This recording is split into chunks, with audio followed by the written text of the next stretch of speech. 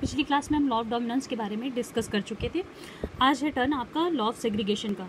ठीक है, law of segregation आज हमें पढ़ना है क्लास, जो कि आपका दूसरा लॉ है, जो F2 जनरेशन में भी शो कर रहा था मोनोहाइब्रिड क्रॉस में। मैंने आपको बताया था मोनोहाइब्रिड क्रॉस के बेसिस पे दो लॉ दिए थे, एक आपका था लॉ ऑफ डोमिनेंस और एक आपका है लॉ ऑफ सेग्रीगेशन। ठीक है क्लास, ये जो लाइन है आपकी NCERT बेस्ड है, इससे क्वेश्चंस बन के आ जाते हैं, इसलिए मैंने इसको सबसे ऊपर लिखा है। डेफिनेशन ये रही आपकी लॉ ऑफ सेग्रीगेशन की। ठीक है, देखिए इस डेफिनेशन के according that parents contain 2 allele, जो पेरेंट्स होते हैं वो कंटेन करते हैं 2 एलील को। ठीक है, 2 एलील को आप जानते हैं, जाहिर सी बात है, ए आप सुना होगा, कैपिटल टी स्मॉल टी हमेशा लेते आ रहे हैं आप क्रॉसिंग के बीच में, capital R small r, capital W small डब्ल्यू, है ना, ये एलील है। ड्यूरिंग गैमीट फॉर्मेशन, जब गैमीट का फॉर्मेशन होता है, गैमीट क्या है, गैमीट आप जानते हैं कि आपके मेल में स्पर्म है और फीमेल में आपके ओवम है। ठीक है, gamete formation, during gamete formation, जब गैमीट का फॉर्मेशन होता है, ठीक है, जिस प्रोसेस को आप गैमेटोजेनेसिस भी आपने कई बुक्स में देखा होगा, गैमेटोजेनेसिस लिखा रहता है, जेनेसिस मतलब फॉर्मेशन, गैमीट का फॉर्मेशन। ठीक है, the factor of allele of a pair segregate, जो जब गैमीट का फॉर्मेशन होता है, जो फैक्टर होते हैं एलील के वो सेपरेट हो जाते हैं। सेपरेट, सेग्रीगेट का मतलब ही है डिस्ट्रीब्यूट होना, अलग अलग हो जाना। कैसे, देखिए, जैसे ये ओवम है, सपोज ये फीमेल का ओवम है, ठीक है, अब ये ओवम जो है ये अपने गैमीट को, सपोज ये एक ओवम है, ये अपने गैमीट को अलग अलग कर देगा। ठीक है, इससे गैमीट बन जाएंगे, कैपिटल टी है, कैपिटल टी हो जाएगा। अगर इसमें gamete capital T small T, मतलब कैपिटल टी वाले गैमीट थे इसमें, तो कैपिटल टी सेग्रीगेट हो जाएंगे। ठीक है, गैमीट मतलब एलील सेग्रीगेट हो जाएंगे। अब जैसे फीमेल में ओवम में कैपिटल टी स्मॉल टी था, तो इसके भी एलील सेग्रीगेट हो जाएंगे, मतलब अलग अलग हो जाएंगे। ठीक है, अब सपोज यही चीज़ मेल में भी होती है क्लास।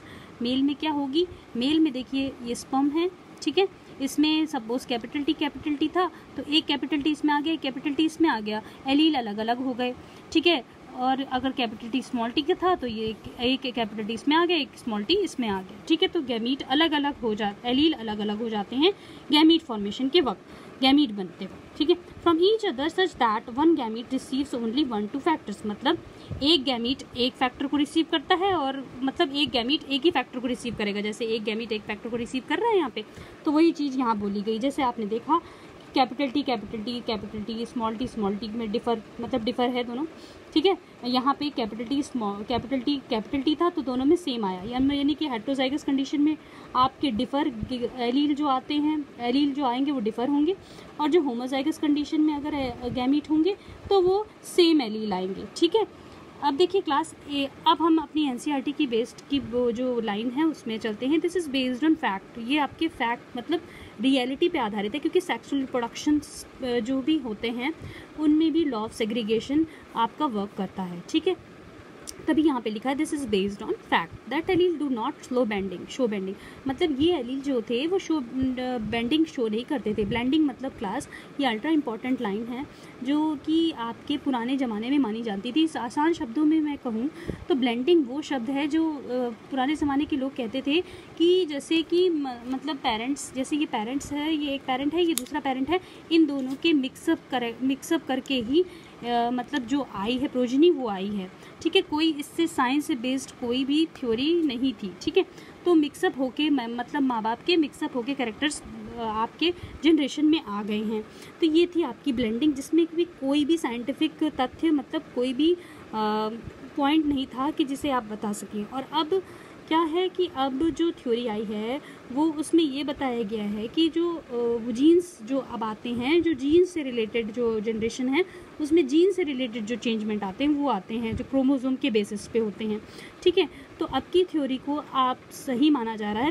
पहले जो थ्योरी चलती थी कि ब्लेंडिंग के कारण मतलब माता पिता के मिक्सअप हो जा रहे हैं। जैसे आप, मैं आसान शब्दों में कहूँ तो आप रेड और वाइट को मिला के जो कलर बन रहा है वो कलर कह दिया, मिश्रण है मतलब। ठीक है, मिक्सचर है। तो ये थ्योरी मतलब रिकवर की गई थी, बनाई गई थी जब F2 जनरेशन आ गई थी। F2 जनरेशन में आप पढ़ चुके हैं, है ना, कि जो मतलब F1 जनरेशन थी उसके बीच जब क्रॉस हुआ था, तब through one of these is not seen in F1 stage. ये F1 स्टेज में शो नहीं हुई थी पूरी तरीके से, F2 स्टेज में हुई थी, क्योंकि F1 स्टेज में तो आपके ये आया था, तो इसको जब हमने इससे जब शो कराया, मतलब इसको जब हमने आपके इसी से ही क्रॉस कराया था, सेम सेम से क्रॉस कराया था, तब आपने देखा कि 3:1 आया था। इसका मतलब जो जीन्स और क्रोमोसोम्स होते हैं वो रिस्पॉन्सिबल होते हैं आपके मतलब जो सेग्रीगेशन होता है, जो सेपरेट हो जाते हैं। इससे हमें पता चला कि कैसे सेग्रीगेशन और कैसे आपके सेपरेट होते हैं। मतलब ब्लेंडिंग पूरी तरीके से नहीं होती, अगर ब्लेंडिंग होती तो हाफ ऑफ आते है ना, तो हाफ ऑफ तो नहीं आए थे, 3:1 आया था। तो इसका मतलब जीन्स और क्रोमोसोम्स रिस्पॉन्सिबल होते हैं। ठीक है, जो पुराने ज़माने वाले लोग थे वो ब्लेंडिंग पर विश्वास करते थे। देखिए ब्लेंडिंग की आपकी डेफिनेशन क्या है, to combine with something in a suitable way, मतलब दो चीज़ों को कंबाइन कर देना एक सुटेबल वे में, इसी को ही ब्लेंडिंग कहते हैं, मिक्सचर कर देना एक तरीके से। ठीक है, it is known as a conclusion of purity of gamete.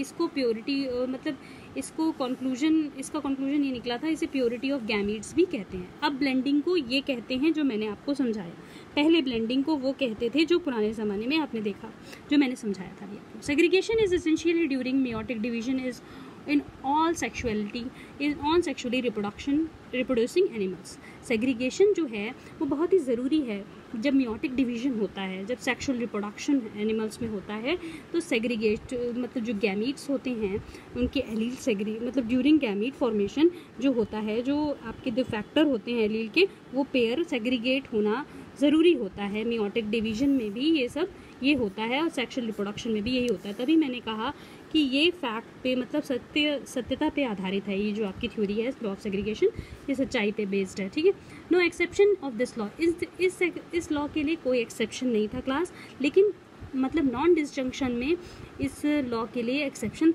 हो सकता है।